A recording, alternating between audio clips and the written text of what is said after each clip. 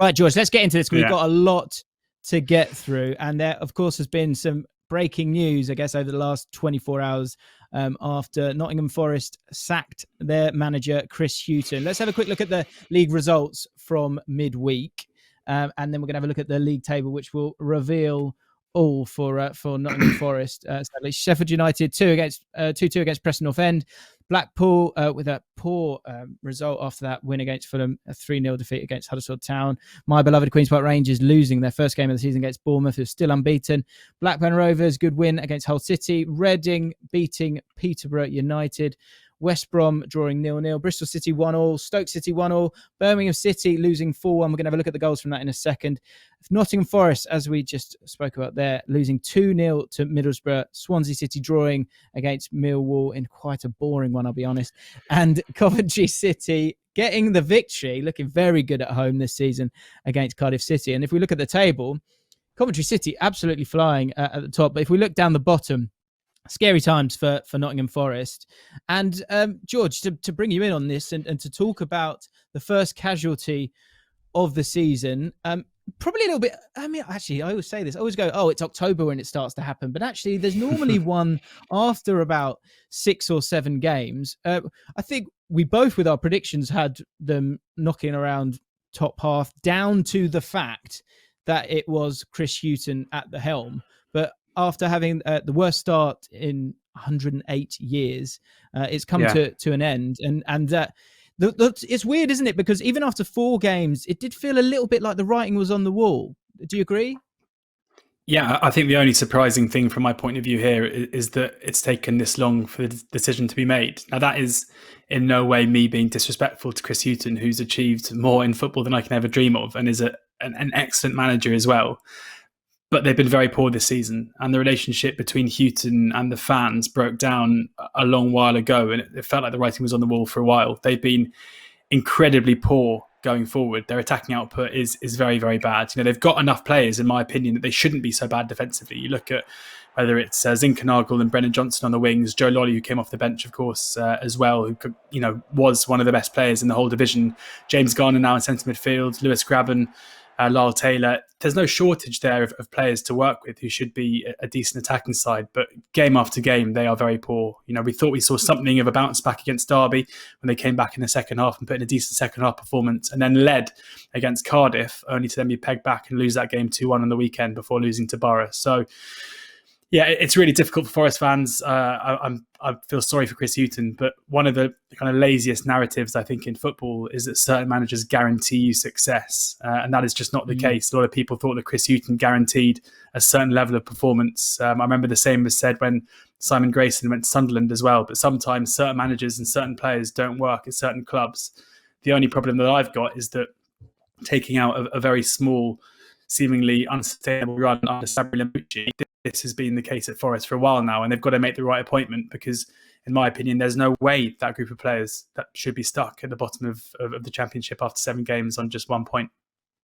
Yeah, absolutely. I mean, Chris Hughton's spell in charge, 52 matches, only winning 14. So his points per match was 1.13, 13-match winless run in the league under his management, which dates back to April, the 10th of April. So with what you just said there in terms of the Chris Hughton, the fact that nothing is kind of guaranteed.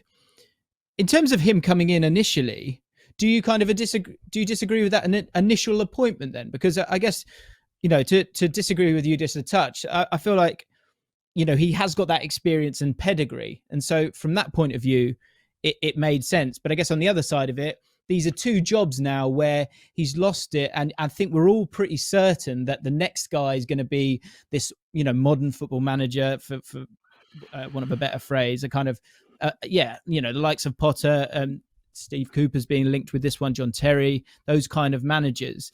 Do you think it was one where Chris Hughton, I mean, hindsight's 2020, but he wasn't the right man right at the start of all of this for where Forest want to go?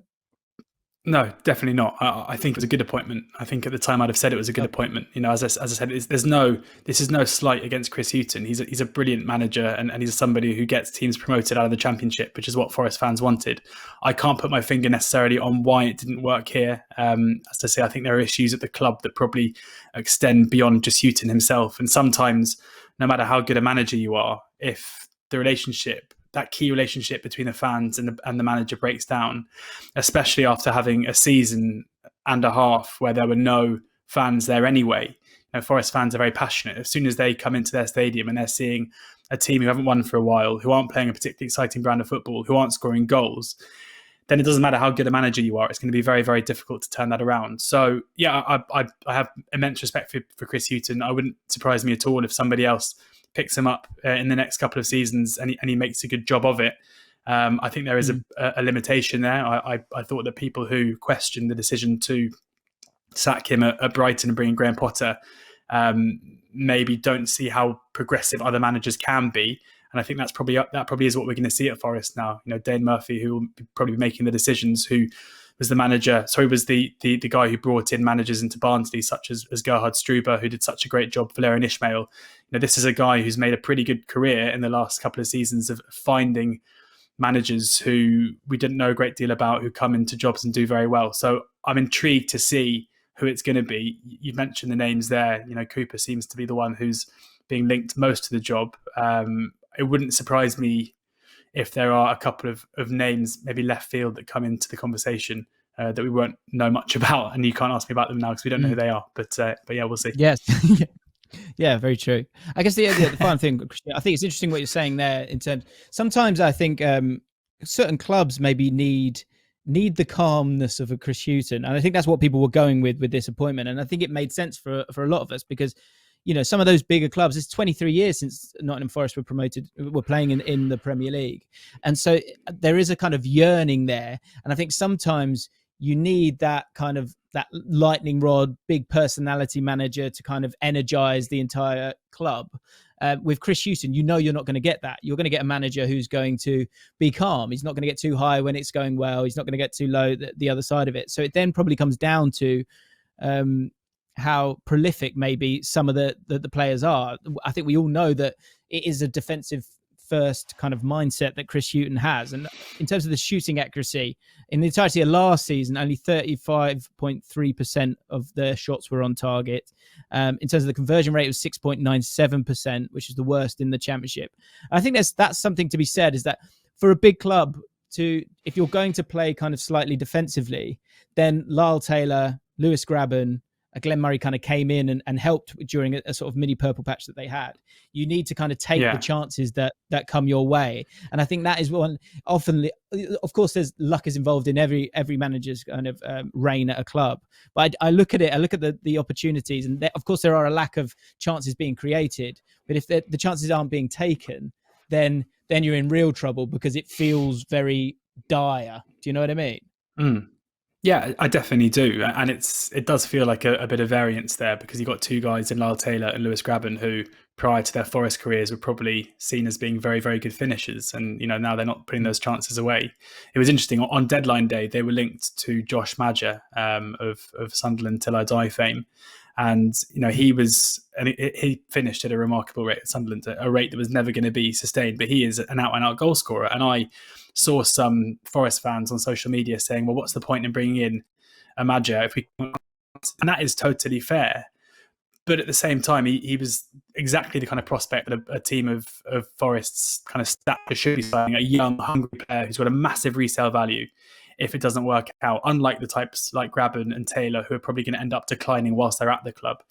And similarly, as I mentioned, there's no reason why the service should be bad. You know, in Zinkernagel, in Johnson, in Lolly, in Garner, you have four players there who are technically very, very good Championship footballers, and I have no doubt about that. And I think for any manager coming into Forest, it won't be Grabban, it won't be Taylor, it'll be those four players they look at and be like, yes, okay, there's something here to build a good attacking unit around. The other issue for Chris Hughton is that it's all well and good being a pragmatic manager. It's all well and good being defence first if you keep clean sheets. it's fine if you're going to make turn games into low volume games where you're going to not concede many goals and the odd goal here or there will get you at least a point. That's fine, but they haven't been doing that. It's been a case of conceding too many goals, not being able to score themselves, not being able to hold on to leads, and it's about time that Forest found a manager who was able to match their own ambition. Chris Hughton wasn't that guy, but I'm very intrigued to see who they're going to be bringing in. Yeah, it's going to be fascinating. As you said, Steve Cooper's one of the managers that is kind of loosely being linked at the moment. As we say, it's all speculation at the moment. John Terry all over Twitter as well. Chrissy Wilder, who another manager that both myself and George, I think, fanboy over when available. I actually said to him when I saw him, I was like, oh, I listened to George and Ali's podcast, and you were saying how after about 20 minutes or something of the game, you had to sort of say to yourself, stop asking Chris Wilder questions. Yeah, I know. Because what did he say? He's so easy to chat to, isn't he? He's so exciting. Yeah. And I'm sure he would have said to you as well that he's so excited to getting back into management. So maybe not the young manager, but a very good manager. I'm sure a lot of managers out there will be desperate to get their hands on that job, because as you say, there's some really, really exciting players in that squad. Brennan Johnson as well, really, really exciting player to Alex Moyton, who we haven't mentioned as well. Yeah, of course. Yeah, absolutely. So yeah, it can only get better, Forest fans. Keep your heads up. Thanks for watching, guys. Don't forget, every single Thursday, 4 p.m, I will be live on the League of 72 channel talking about all things EFL, looking at all 72 clubs. So if you want to join us for the exclusive access and, of course, watching some of your favourite goals from your team, make sure you subscribe and hit the notification bell.